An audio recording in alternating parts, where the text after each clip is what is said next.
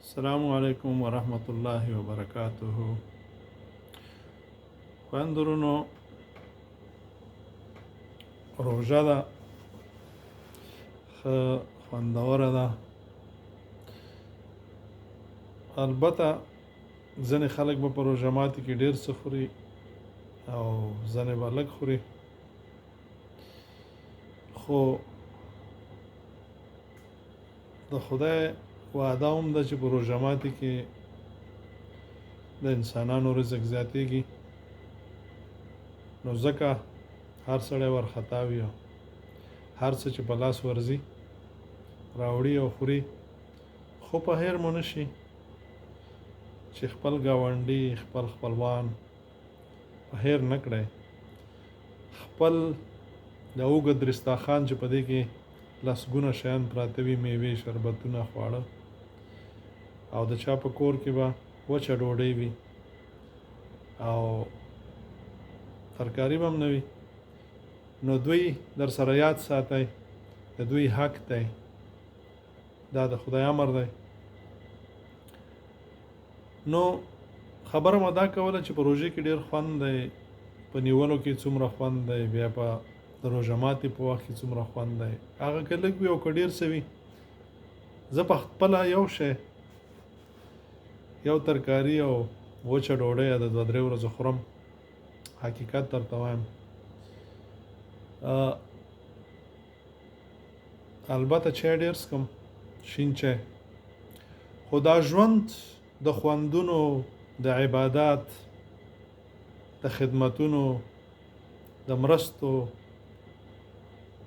د ټولو بریاو د خوندونو لاسته راوړلو یو مجموعه ده او د خدای پاک لخوا ډالۍ ده. البته څوک ځان ته وبال جوړ کړي، خو که څنګه چې خدای موږ را لېږلي یو او څنګه راته امر کړی دی او رسول الله صلی الله علیه وسلم راته ښودلی دي او علما کرام یې وښیي، که موږ او تاسې هغسې ژوند تیر کړو، نو واقعا چې په نړۍ کې خوندونه او د مرګ نه وروسته چې د ټولې بریاوې څومره چې خدای پاک د موږ او تاسو سره ژمنې کړي دي. خو ډېر بیا دا وایي چې چاته مرګ یاد وي، د ژوند نه به څه خوند واخلي. دویم په حق دي، خو زه بیا دا وایم چې څوک په نړۍ کې ژوند داسې تیروي څنګه چې خدای را لېږلی وي، د خدای عبادت کوي، خدمتونه کوي، نصیحتونه کوي، خو ته بلل کوي، بدو نه منې کول کوي، څه چې په خپله خوښوي بل ته هم خوښوي، څه چې په خپله خوري بل سره یې نیموي، یعنی هر قدم د خدای په خوښه څه چې خدای د موږ نه غواړي داسې ژوند تیروي، نو بیا د مرګ نه د ډار څه خبره ده.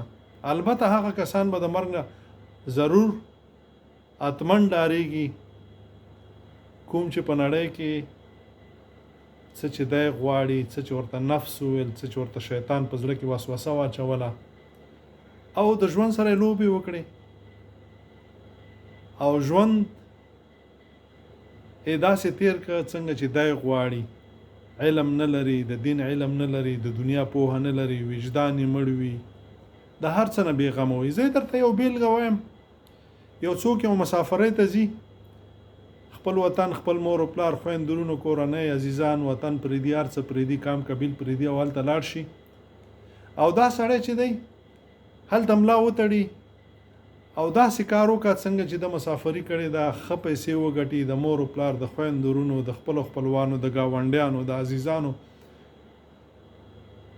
د ټولو برخه پکې وکړه او خپل وطن او خپل ملت هم یاد ساتي، نو دا سړی به هر وخت غواړي چې زه خپل وطن ته لاړ شم او خپلو خپلوانو سره وګورم، او چې دی کله راشي خپل وطن ته، بیا څه وي، هغه عزیزان ته خوشحاله وي، کورنۍ هم ته خوشحاله وي، ګاونډیان هم ته خوشحاله وي، ورونې خویندې هم ته خوشحاله وي، میلمستیاګانې وي، کشوګیر وي. نو دا خو تل غواړي چې بیا راشي خپل وطن ته، خو هغه څوک چې تللی وي او هغه د خپل ژوند سره لوبې کړې وي، د مسافرۍ سره لوبې کړې وي، وخت یې تیر کړی وي او د پنجابیانو په ژبه ټیم یې پاس کړی وي او د فارسیوانانو په خبره لپ او جپې کړې وي، مور په هیر کړی وي، پلار په هیر کړی وي، خويندې ورونه په هیر کړی وي، گاونډیان په هیر کړی وي، عزیزان په هیر کړی وي، وطن په هیر کړی وي، خپل دین په هیر کړی وي، اولته تللی وي، اولته څه کوي؟ ساتیری کوي او د خپل ژوند سره لوبې کوي. او بیلګې زه په خپلو سترګو ګورم چې په لسګونو عزیزان ماته تلیفون راکوي چې زما زوی دی، پلانکی نوم دی، د تلیفون نمبر دی او تلیفون نه اوچتوي. نو هغه څه کوي چې تلیفون اوچتوي؟ هغه په تا څه کوي؟ ستا د چاودې پوندې څه کوي؟ ستا د سپېره مخ څه کوي؟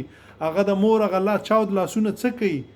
او هغه دا څه کوي چې تا ورته څه خرڅ کړي او دی در رالیږلی دی او په دې تمه ناست دی چې زمری مه لیږلی دی او زمری به راشي. نو هغه غواړي چې هغه لاړ شي. هغه خو دلته به تاسو تلیفون بند کړی، خو دلته تاسو نه غواړي چې وګوري. نو هغه غواړي چې بیرته دیر شي، هغه هېڅ وخت نه غواړي چې بیرته لاړ شي وطن ته. او چې لاړ شي خپله کورنۍ هغې ته مخ نه ورکوي، نو پردي خو لا څه کوي؟ نو دا ژوند مه خرابوئ، د ژوند سره لوبې مه کوئ. دا ژوند چې دی